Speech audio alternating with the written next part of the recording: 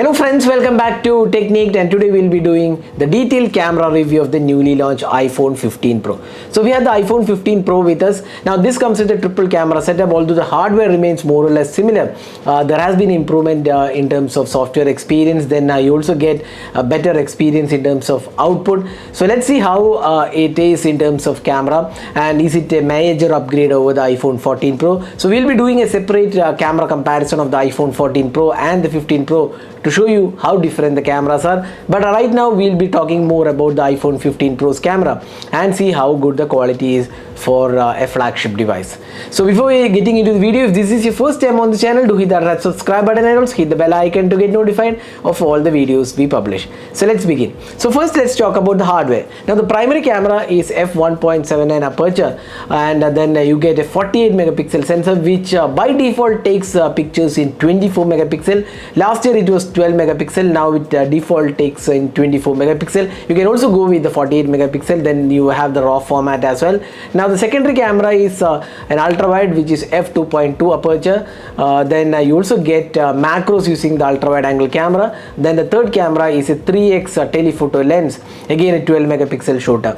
Now the selfie camera is a 12 megapixel selfie camera, and apart from that you also get the sensor shift optical image stabilization. That's the second generation. Then you get the action mode, a whole lot of features similar to the last year's iPhone 14 Pro, but the major change is that it now takes images in 24 megapixel compared to the 12 megapixel on the iPhone 14 Pro. Now apart from that, if you look at the interface, you can see that if I press here, you can see a 28mm, that's 1.2x. Now if I press here, 35mm, that's 1.5x, and then 24mm, that's the regular 1x. So you can actually change the focal length by just tapping. This is something which is new, although you can do in the older generation as well, but this is something new. And the 3x is the optical zoom, and 2x is the crop mode from the primary camera. So that's a mode, and apart from that there isn't much of a difference. You have this macro mode and the raw format, and you can adjust the other options. Portrait mode, video recording, you can go up to 4K 60 fps, and then there is also cinematic mode, time lapse, slow motion, and the other options like portrait you can go with 2x and 3x and even the 1x portrait. So this is the interface, largely unchanged. And one other important change is that even if you take a regular shot of a person or human subject, the phone can automatically detect it as a portrait. That's something which is newly added in this camera. So that's the camera hardware features and also the software features. Let's go straight into the camera samples and see how the performance is. Let's have a look at the daylight captures. The primary camera on the iPhone 15 Pro is a 48 megapixel shooter, and it saves images in 24 megapixel resolution. The image quality is similar to what we got on the iPhone 14 Pro, but with better detailing, excellent sharpness levels, and also great color reproduction. Now the smart HDR5 works pretty well, and there is definitely improvement over the 14 Pro, where the HDR was kind of messed up. Now if you look at the iPhone 14 Pro and the 15 Pro side by side, you won't see much of difference unless you zoom in, where the 24 megapixel images, the default resolution makes a big difference, and it looks more detailed than the regular 12 megapixel on the iPhone 14 Pro. Now finally, Apple has been able to fix the dynamic range issues in the iPhone 15 Pro, but if you look at the images side by side, it's hardly nothing different unless you zoom in. But overall we would say that the daylight captures have come really good on the iPhone 15 Pro. Good color reproduction, excellent dynamic range, and sharpness levels are also maintained pretty well. So overall we are pretty happy with how the iPhone 15 Pro has come up in terms of daylight captures. Now the 48 megapixel offers a 2x zoom, which is basically a crop of 48 megapixel, and it does a quite good job with details and colors. The dynamic range is also good and similar to the 1x shots. Now you can also shoot images in raw format at 48 megapixel like last year, and this is one of the best 48 megapixel shots with excellent detailing, and even you can crop images from these shots. They are devoid of any noise and comes with great detailing and colors too. Now moving on to the 12 megapixel ultra wide angle camera, Apple has once again done a great job with details. This is again one of the better looking ultra wide images on a smartphone, and it works really well. The colors are good, and there is no major distortion, and noise is kept to minimum as well. The color consistency between the lenses is excellent, and it almost retains the same colors of the primary camera. Now there is also 3x telephoto lens, which once again does a good job, and we felt that the sharpness and details are better and improved compared to the 14 Pro, and the color science is once again very good, and the HDR is also done really well. So 3x telephoto has definitely seen some improvement compared to the 14 Pro. Now let's move on to the close-up images. With the larger sensor, you cannot go too close to the subject, and this is very similar to the iPhone 14 Pro.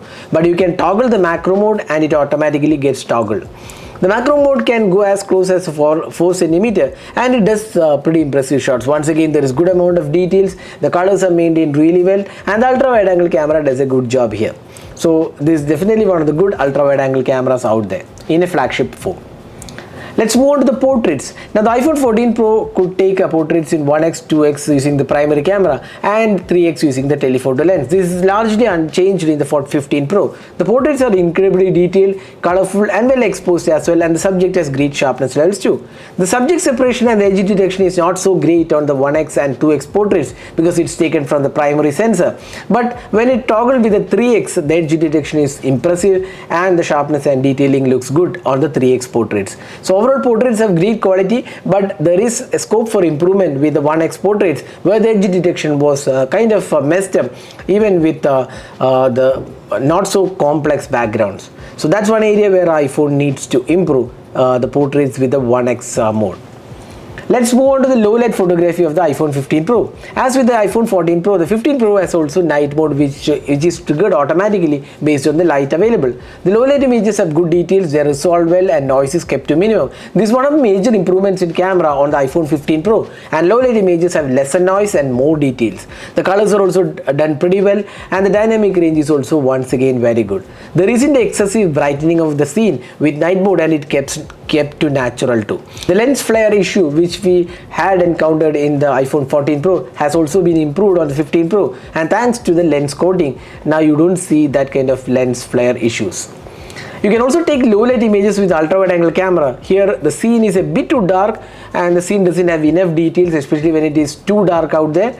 The 2x zoomed night shots are also good and detailed, but 3x has slightly higher noise, but again this improved compared to the 14 Pro. Overall the low light quality is impressive for the flagship, and definitely one of the improvements when you come from 14 Pro to 15 Pro, the low light is definitely improved. Now moving on to the selfie camera, the 12 megapixel selfie camera offers optical image stabilization and the quality looks good. You can also opt for a slightly wider field of view in case you want to take group selfies. Selfies are more of a personal choice, while selfie quality looks overall good. The images have slightly added contrast and looks a bit too contrasty and dark at times. There is also portrait mode for selfies which looks good, but edge detection is quite good in most scenarios, but in some complex background it has a slight miss at times. Now moving on to the video recording. The phone can record videos in up to 4K 60 FPS using all the cameras, and the quality is superb. We would still say that there isn't any other Android phone which can beat the iPhone in terms of video quality, and it still is one of the best cameras for video recording. The second generation sensor shift OIS works really well, and there is plenty of details, dynamic range, excellent sharpness levels in the video. The colors are spot on and stabilization is ultra smooth. This is across all the format, whether you take 4K 60 fps, 4K 30 fps, 1080p 60 fps, 1080p 30 fps, across all the formats and all the lenses. The 4K recording is really good. You can also shoot videos using ultra wide and telephoto lens in 4K and works really well. Video recording is impressive across all the format and resolutions. You can also enable the action mode which we saw on the iPhone 14 Pro, and the footage is stable even if you are in extreme motion.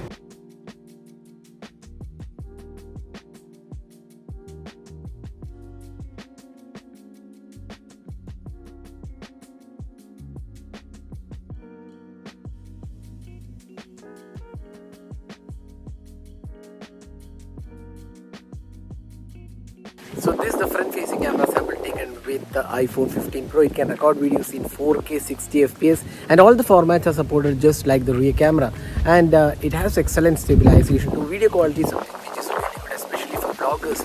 4K 60 fps does make a really great experience. So this is the video quality from the iPhone 15 Pro recorded in 4K 60 fps.